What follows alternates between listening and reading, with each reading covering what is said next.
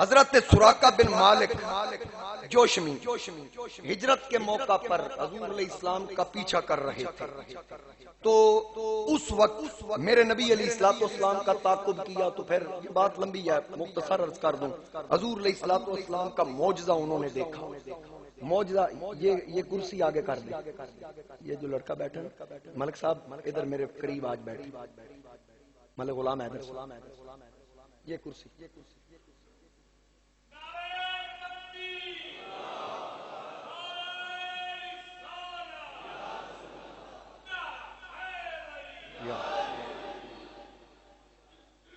حضرت سراقہ بن مالک نے اسلام قبول کیا ہجرت کے موقع پر، حضور کا تعاقب کر رہے تھے، نبی علیہ السلام کے پیچھے آ رہے تھے، تو ان کی وہ سواری سمیت زمین میں دھنس گئے.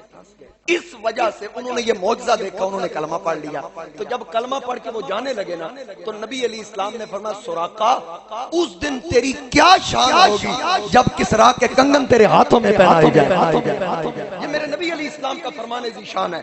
اور امام حلبی نے سیرت حلبیہ کے اندر اس کو لکھا، امام سہیلی نے لکھا کہ جس وقت رسول کریم علیہ السلام نے فرمایا کہ اس وقت تیری کیا شان ہوگی جب کسریٰ کے کنگن تیرے ہاتھوں میں پہنائے جائیں گے، تو سراقہ دل میں سوچ رہے ہیں کیا کسریٰ بھی مفتون ہوگا؟ دل میں سوچا. اب نبی علیہ السلام نے فرما دیا سراقہ ساری زندگی اس انتظار میں رہے کہ یہ کیسے ہو سکتا ہے، وہ تو بہت بڑی سلطنت کا مختار بادشاہ ہے، سیاہ سفید کا مالک ہے، بہت بڑا فرعون ہے، اس پر کوئی غلبہ کیسے پا سکتا ہے. نبی علیہ السلام پردہ فرما گئے. حضور علیہ السلام کے بعد صدیق اکبر کا دور خلافت آیا، وہ پردہ فرما گئے. ان کے بعد فاروق اعظم کا دور خلافت آیا.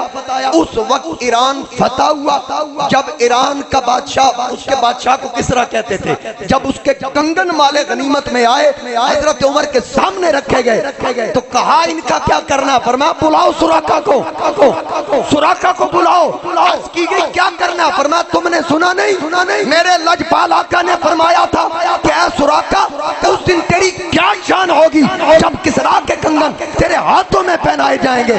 حضرت عمر نے بلوایا اور پوچھا گیا. اس وقت سونے کی حرمت کا حکم نہیں آیا تھا، اب تو سونا حرام ہے. فرمایا ہر ایک پہ حرام ہے، لیکن محمد نے پہلے دن سے سراقہ کے لیے حلال کر پہلے دن سے سراقہ کے لیے حلال کر دیا. اب کوئی ملا مجھے یہ کہے کہ نبی کو اختیار نہیں، میں کیسے مانوں؟ اگر تو اختیار رکھتا ہے آج اس اتنے جدید دور کے اندر، مجھے شریعت بدل کے دکھا تو صحیح، میں دیکھتا ہوں تیرے پہ فتویٰ کیا. لیکن میرا نبی شریعت کے تابع نہیں ہے، شریعت میرے نبی کے تابع ہے. توجہ سے پھر سن لیجئے، میرا نبی شریعت کے تابع نہیں، شریعت میرے نبی کے تابع ہے. اب نبی علیہ السلام کے حکم پر سراقہ کو کنگن پہنائے گئے. مسجد کی جھولی کا بھی خاص خیال رکھیں، جو غیر حاضر ہیں ان کی حاضری بھی آپ نے لگوانی ہے. ڈبل دیو. بات کیا ہو رہی ہے؟ سراقہ نے کنگن پہنے. سراقہ نے میاں کیوں ہونا، میں نے پتہ ہی آج لگا رب اتنی لمبی عمر دیتی کیوں سی. حضور نے فرمایا تھا کہ تیرے ہاتھ میں کنگن پہنائے جائیں گے.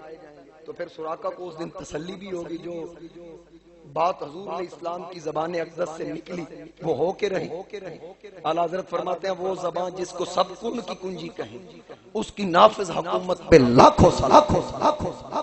اس کی نافذ حکومت پہ لاکھوں سلام. اب میرے مصطفیٰ کریم علیہ السلام نے یہ خبر بھی دی، اور حضور کو یہ بھی پتا تھا سراقہ اس وقت زندہ ہوگا. یہ بھی علم غیب ہے. حضرت فضالہ بن عمیر، امام شامی لکھتے ہیں، حضرت فضالہ بن عمیر جب مکہ فتح ہوا، یہ اس وقت حالت کفر میں تھے.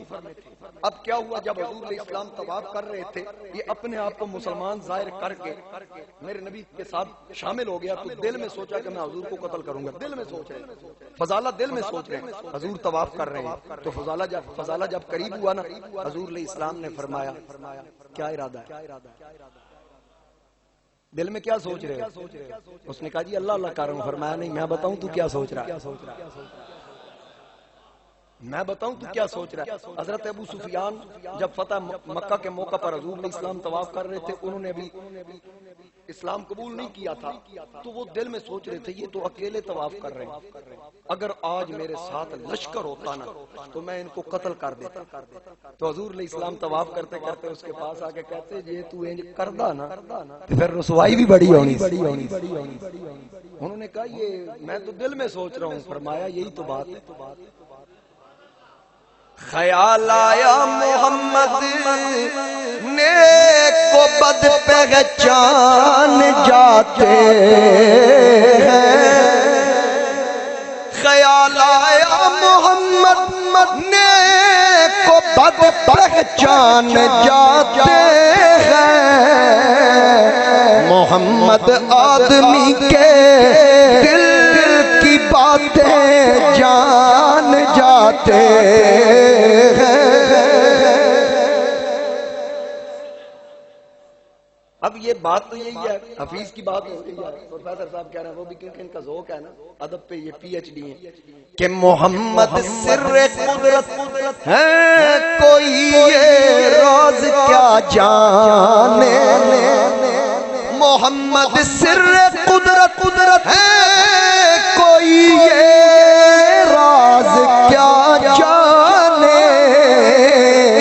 شریعت میں تو بندہ ہے حقیقت میں خدا جانے، شریعت میں تو بندہ ہے حقیقت خدا جانے۔ سر عرش پر ہے تیری گزر، دل فرش پر ہے تیری نظر، اعلیٰ حضرت فرما رہے ہیں سر عرش پر ہے تیری گزر، دل فرش پر ہے تیری نظر، ملکوت ملک میں کوئی شے نہیں وہ جو تجھ پہ عیان ہے، ملکوت ملک میں کوئی شے، کوئی ایسی شے نہیں، کیونکہ حضور فرماتے ہیں میں نے مشارق و مغارب کو دیکھ لیا۔ بلکہ حضرت موسیٰ نبی علیہ السلام کے بارے میں امام حلبی نے لکھا کہ جب آپ طور پہ تشریف لے گئے تو تجلی دیکھا، نور کی جھلک دیکھی، ولیکن انظر الی الجبل، پہاڑ کی طرف دیکھا، پہاڑ پر اللہ نے نور کی ایک تجلی گرائی، فلما تجلی ربہ للجبل، وہ اللہ کی طرف سے وہ جھلک گری نا تو موسیٰ علیہ السلام نے پہاڑ میں دیکھا، جعلہ دکا وخر موسیٰ صائقا، موسیٰ علیہ السلام اس کو دیکھ کے بے ہوش ہوئے۔ اب کیونکہ وہ صفات کا مظہر تھے، ذات کا مظہر نہیں تھے، جب صفات کی جھلک دیکھی تو بے ہوش ہو گئے۔ جب ہوش آئی، بڑے ذوق والی بات ہے، ذرا توجہ سے سنیے، امام حلبی لکھتے ہیں کہ 30 میل دور تک وہ تجلی دیکھنے کے بعد موسیٰ علیہ السلام 30 میل تک تاریک رات کو کالے پتھر پر چلتی کالی کیڑی کے قدموں کی آہٹ بھی سن لیتے تھے، کیڑی کو دیکھ بھی لیتے تھے۔ یہ موسیٰ علیہ السلام کی شان ہے۔ کہتے ہیں جی اگر حضور کو علم ہوتا تو فلاں بات صحابی سے کیوں پوچھی، فلاں بات صحابی سے کیوں پوچھی، فلاں موقع پر فلاں صحابی سے یہ بات پوچھی۔ میں نے کہا پوچھنا کوئی علم کی نفی ہے؟ اگر یہی بات ہے تو اللہ نے فرمایا تھا وَمَا تِلْكَ بِيَمِينِكَ يَا موسیٰ، موسیٰ تیرے دائیں ہاتھ میں کیا ہے؟ اب رب کو نہیں پتا تھا سوٹا ہے، اللہ کو نہیں پتا تھا یہ ڈنڈا ہے۔ اب موسیٰ علیہ السلام سے پوچھا جا رہا ہے تیرے دائیں ہاتھ میں کیا ہے؟ اب پتا چلا پوچھنا علم کی نفی کی دلیل نہیں۔ اگر استاذ پوچھے بیٹا 2 اور 2 کتنے، کیا مطلب ہے؟ استاذ کو نہیں پتا، پتا ہے تو پھر پتا یہ چلا پوچھنا علم کی نفی نہیں ہے۔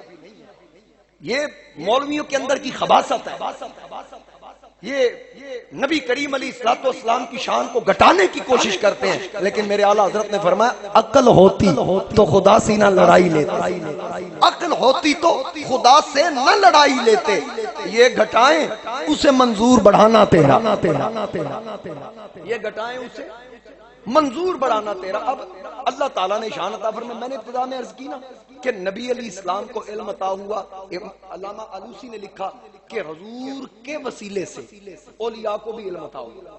ذرا ایک بڑی ذوق والی بات میرے والد صاحب بھی سنایا کرتے تھے، آج موقع ملا، بزرگ میرے قریب تشریف فرما ملک غلام حیدر صاحب، میرے والد صاحب کے بعد قدم قدم پہ باپ کی طرح یہ میری رہنمائی کرتے ہیں، ان کی بڑی میرے ساتھ شفقتیں ہیں، میرے والد صاحب کے ساتھ بھی تعلق اور میرے ساتھ تو بڑی محبتیں ہیں، اپنے بیٹوں سے بڑھ کے پیار کرتے ہیں۔ میرے والد صاحب ایک واقعہ سنایا کرتے تھے امام غزالی کا، کہ امام غزالی، جی بالکل، امام غزالی اور ان کے دوسرے بھائی، ان کا نام محمد غزالی تھا اور دوسرے بھائی کا نام احمد غزالی تھا. ذرا بڑی توجہ سے سنیے گا. بچپن میں یتیم ہو گئے دونوں بھائی، محمد غزالی اور احمد غزالی دونوں یتیم ہو گئے. والدہ صاحب اللہ کی ولیہ تھی، انہوں نے بیٹوں کو عالم بنایا.